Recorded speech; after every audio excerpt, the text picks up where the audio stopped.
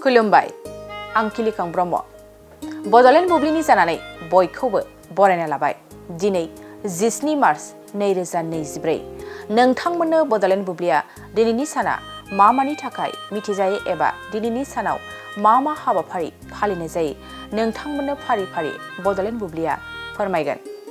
दिनैनि सानखौ world sleep day महरै फालिनाय जायो वर्ल्ड स्लीप डेआ गासै गाहामनि थाखाय गोग्गो उन्दुनाय हुदाखौ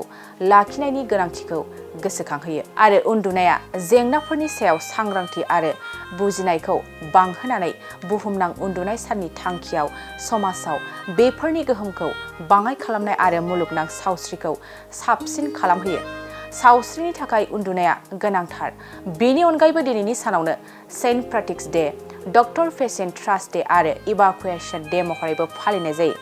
नोंथांमोननो बड'लेण्ड बुब्लिया दिनैनि सानाव मा हाबाफारिजों मिथिजायो आरो मा हाबाफारिखौ फालिनाय जायो फोरमायबाय गोजोन्थों नोंथांमोना गावबा गावनि गथ'खौ सासे राफोद गेलेगिरि खालामनो गोसो दं नामा रायजोआरि हादरारि हादर गेजेर थाखोसिम गेलेगिरि खालामनो गोसो दंब्ला नोंथाङा गोबाव दा खालामसै सासे राफोद रोंखा-राखा गेलेगिरि खालामनो थाखाय नोंथाङा जानजि खाफ्रादो आरो मुं थिसनहैदो चिरां जिल्लानि सिङाव थानाय सोलिफु फोरोंसालि बल्लामगुरि काराटे एकाडेमि फोनांजाब राहा 8720903713 बड' हाउस काराटे एकाडेमि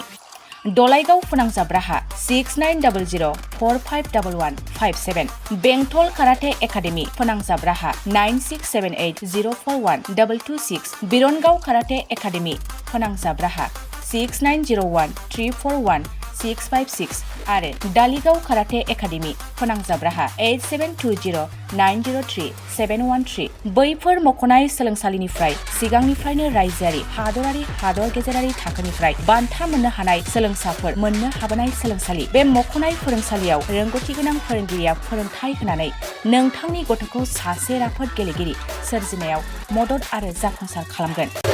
अब्ला मानोथो गोबाव खालामनो थाबैनो मुं थिसनहैदो